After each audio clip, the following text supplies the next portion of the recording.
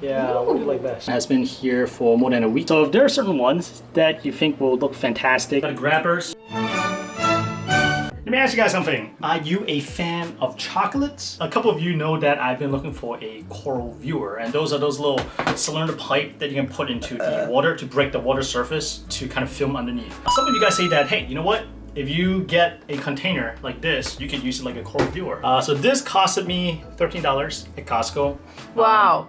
That's a lot. The amazing thing is this, you get a coral viewer and you also get all these free chocolate. What I really am after is this guy right here. What? This is like what goes on behind the scene. After the awesome shot, you gotta clean up. Several song-filled hours later. All right guys, here is the magical chocolate coral viewer. Let's take a look. Step on my little stool because I'm short. I know you are. We're gonna put this guy right here. And as you can see, Oh, yeah. here, I'll take over this. Oh. It basically just kind of float on top. And then, dude, and then Emily. Oh, that's cool. You can move the thing around a little bit and just look through this. See the difference? Mask, like Snorkel mask. Yeah, I mean, it's the same concept, you know. Like, funny you mentioned it. Last video, I actually used a snorkel mask and put the camera in there. Yeah, I don't know what happened. Like cracked. chip, like you. Ooh. The clam, which one? Mm-hmm. A couple clams. View. Oh, the top one, right? The blue one. The blue one, right? Yeah. Yeah. How much was that? $89. Okay, chill. What looks best from top down? Like it's obviously a different view from front to back. Yeah, what do you like best? You know what? The reflection of myself. Oh my god! I can't. Get out of here. Get out. Get out of here. Since this video's main topic is about the top-down viewer, I say we hop on to a little stool because I am short and we'll take a look at the tank from top down right here. So what I'm gonna do right now is actually just place the whole camera inside the tray. I'm resting all the weight of the camera on the tray itself, and the tray thankfully has more than enough surface area to keep everything afloat, and I'm just kind of pushing it along with the handheld tripods. First thing first, I have not seen my SPS from top down. The one up top is the goldenrod. Looks fantastic. The one below, I'm not sure what it is, but it has been with me for quite a long time. It's slowly coloring back up, which is fantastic to see. Next up, we got the clams from Clammania. I moved the blue one here maybe 3 days ago, so it is still kind of spinning around, tweaking its position to get the best flow and light. The gold orange one has been here for more than a week already, so it found its a really nice crevice to kind of like get embedded in, and it's looking fantastic. It's really happy. It's opened up way larger. Next up in the corner, which is harder to get to, is actually Joseph's clam that he'll probably pick up in 2 to 3 days. I am gonna miss this guy. This guy does not have crazy coloration, but he is super healthy. All put up really nice and large, and it was only $39. Joseph got a heck of a deal during the live sales. And nested among the Zoa Gardens, we got the 4th Clammania Maxima clams I got. The only thing I'm not sure about is whether the Zoa is gonna bother the clam and how the clam is gonna react long term to fish keep swimming overhead. Because whenever a fish goes over this clam, it retracts as expected. But fishes go over him so often that it's to a point I'm thinking about relocating this clam to somewhere higher up where the fish don't really frequent as much, so not to stress the clam out where the clam always have to close and come back out again. I was tired just watching how often this clam kind of retracts a little bit, but that remains to be seen. However, as you can see here, this clam is absolutely gorgeous. And by the way, you notice like all the fish are missing because all the fish are kind of like freaked out. They all went into hiding once I put the tray down. Understandably, this is like, what is going on? This crazy transparent panel. You know, since we're up here, take a look at this fantastic gold torch from Joker Corals. Like from the front, it looks nice, but from up top, it looks just absolutely amazing. This is known as the New York Knicks gold torch. I believe it has the gold tentacle and also green center. It looks really beautiful. And speaking of gold torch, yesterday I happened upon Kung Fu Coral's live stream on Instagram. He was doing sales up there, and dude, some of these heads, like the OG Holy Grail torch, goes for like 1,400 plus per head of gold torch. It's insane. It's like there's a whole different side of the hobby that I am not in tune with, and I opened my eyes, eye opener. And people are buying. People are like, oh, it's a good deal, and gobbling it up. And those corals are definitely fantastic looking, but man, I don't have that kind of money to burn. But I guess it's all relative. However, I have to say, gold torch is fantastic. I do wish I can add more in the future. But look at the top-down view of these Akan Lords. these guys right here. It was having some issue before in the past with the light being a little bit too bright. And thanks for a lot of you guys' help. Some of you guys recommended maybe I can impair the Radeon G5s so that this one light directly over the coral can be unlinked, and I can turn down the intensity without bothering the other two Radeons, and that worked beautifully.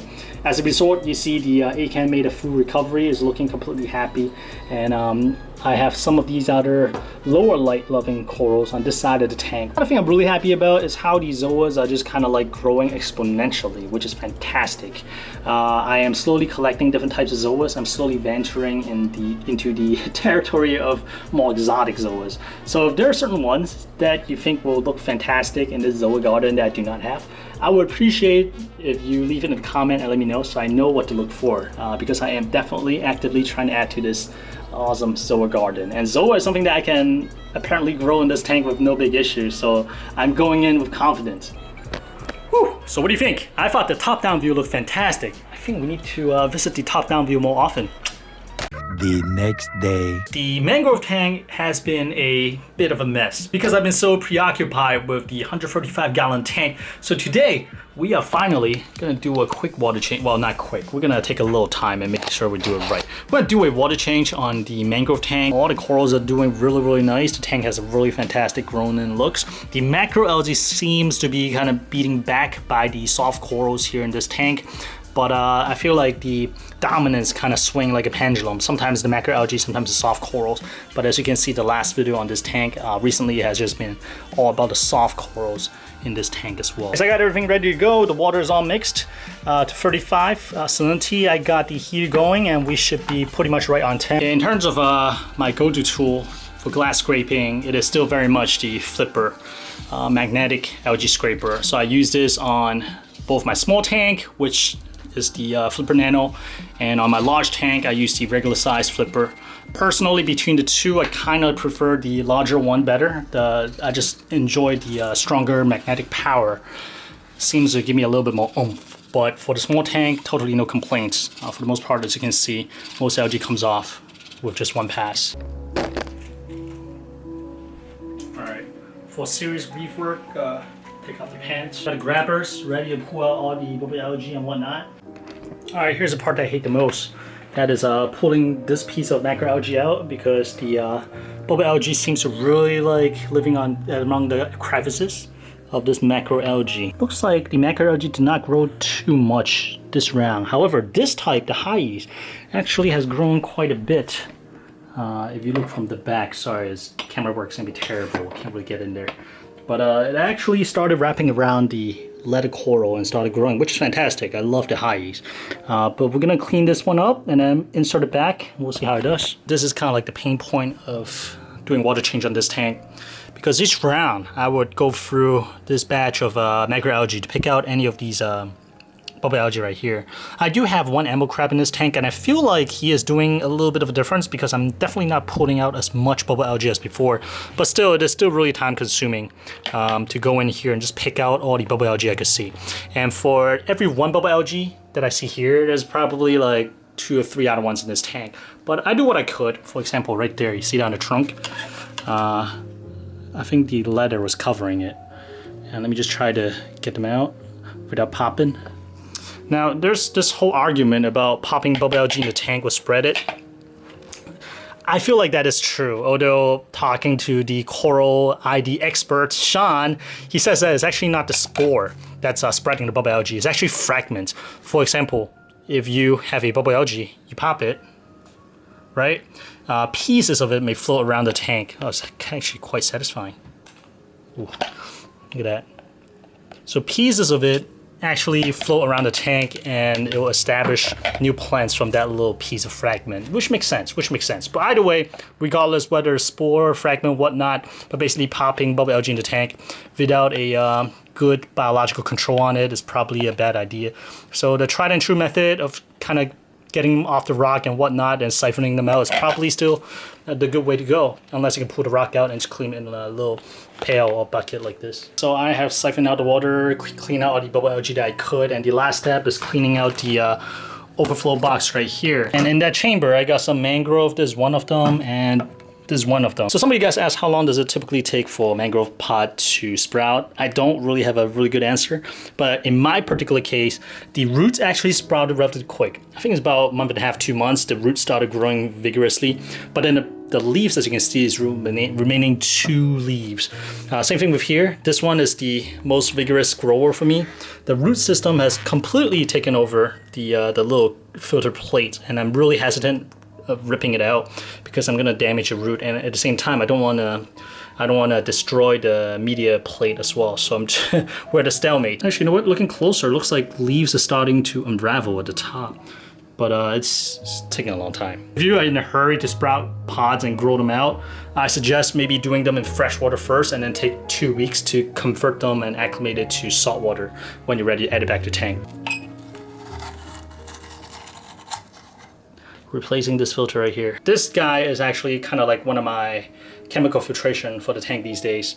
I just slap in Chemi Pure Blue and seems to keep things happy. As to how effective this is, it's kind of hard to say, but it's not hurting anything. And I try to cycle it out, I think every 2 or 3 months. I think it's a little bit shorter than what people recommended, but I just feel nicer to have fresh media.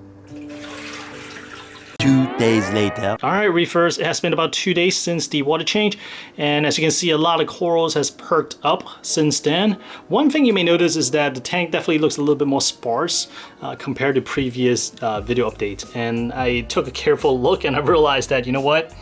I think it is the emerald crab that's kind of munching down on the macroalgae, including that spiny red one that we talked about earlier in this video. I made a point that it looks a little bit less than before, which I don't mind because, like I mentioned before too, a lot of the bubble algae seems to like to colonize on the surface of this macro. So if not having this macro means less bubble algae picking for me, I'm all for it. And right here we see Xena, the Xenia emerald crab, going to town on the macroalgae. I think she is probably picking at the surface, probably some of the microalgae just growing off of that macro.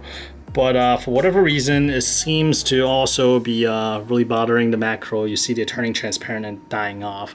But I don't see any little pieces left. So my thinking is maybe the emerald crab is also eating them. Again, which is fine. I mean, this is not my favorite type of macroalgae due to how difficult it is to pull the bubble algae off of it. Compared to outer surface, bubble algae is really embed well within those like spiny branches. Now, so far, the emerald crab has not really touched the red high yet. And I think like the moment she touches the high-E's, I think that's the moment that the emerald crab is going to go into a refugium of the 135. So totally fine if you want to munch on it. I mean, the crab got to eat something, right? And I do feel like the bubble algae situation is a lot better in this tank, and I can only attribute it to either the bubble algae being outcompeted by the outer macro, which probably not that likely.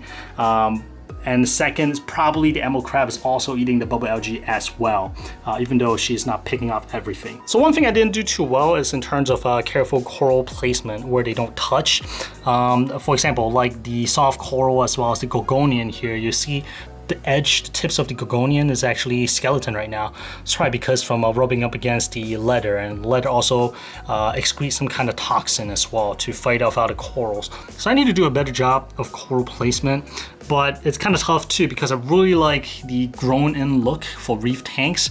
I like corals to be parked up right against each other. I don't want to see any rock, and I feel like that's how reef tank really looks mature and grown in and beautiful, regardless of what type of corals you got, as long as they got that grown-in look, right?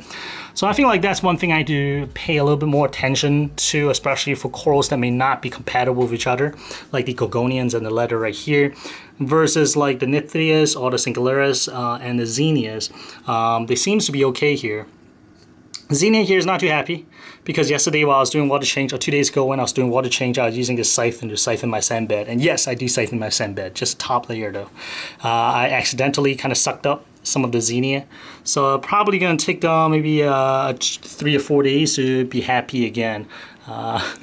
But as you can see, Xenia is doing really well in this tank, and I really like the pulsing action here. Looks like I missed some bubble algae right here. I guess I'll have to just address these in the next water change, which is hopefully in maybe 3 weeks. Need to really get back into a set schedule after being absent for like 3 months. Now the other thing I'm really happy about, I guess we can talk about the Space Invader. It's not as poofy right now because obviously Xena, our warrior princess, has been sitting on it just munching away the mackerel, but the Space Invader has really been growing really well in this tank, to the point where I'm ready to take fracs.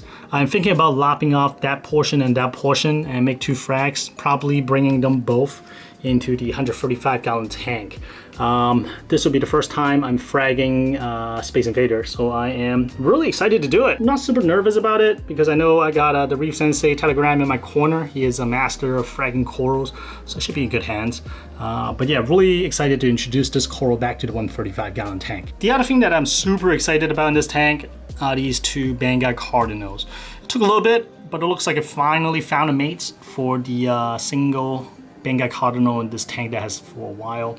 And what's even better is that they both started taking prepared food, meaning like pellets, flake, whatever I feed them, they go for it. And it's awesome because every morning they'll just kind of park up in that corner, and as I start to settle in for work and I just feed them a little bit, that becomes a little routine. And every morning they know to just swim up to that corner, just asking for food. One more thing I want to point out is how awesome does this long tentacle toadstool looks right now. This is the one that came from Joseph. Not a crazy name coral, just a beautiful good old white polyp toadstool that has long tentacle that sways in the water current. Just absolutely gorgeous. One sad news is that it does look like I lost that little frag of the pink nymphaeus. It just disappeared off the frag plug. It's really strange, but worry not, Daniel, I got you. This guy's big enough for me to take frags off of. So whenever we're ready to meet up, probably Reefapalooza and New Jersey, New York, I can cut you a frag and we'll go from there. And also check this out. This is the Japanese whipping willow, from what I've told. I think that's the name for it. Not sure if that's official name, but from what I understand, that is the quote-unquote Japanese version of the whipping willow. There is the money cowie right there, just cruising along. So this guy really loves eating algae as one of the indispensable part of the cleaning crew. You know what? Maybe he is the one that's munching down on those macroalgae. Who knows? But that guy has been a joy to watch too. I just enjoy randomly seeing him pop up in like different portions of the tank each time I see him. I am happy to report that the red bubble algae, which is really different from the green one, this is the more desirable version. One stalk popped up right here and started developing leaves, which is awesome. I know I got another small stalk all the way in the back somewhere in there. But that one looks to have found a nice place to grow, so hopefully that's gonna start branching out and start popping some bubble for me. Alright guys, that'll do it for this video right here. I hope you guys enjoyed this video. If you did, leave a like. Actually, you know what? Forget it. Not even important. I just hope you enjoyed this video. And if you did, I guess I'll see you guys next Sunday at 12:30 p.m. sharp. Bye.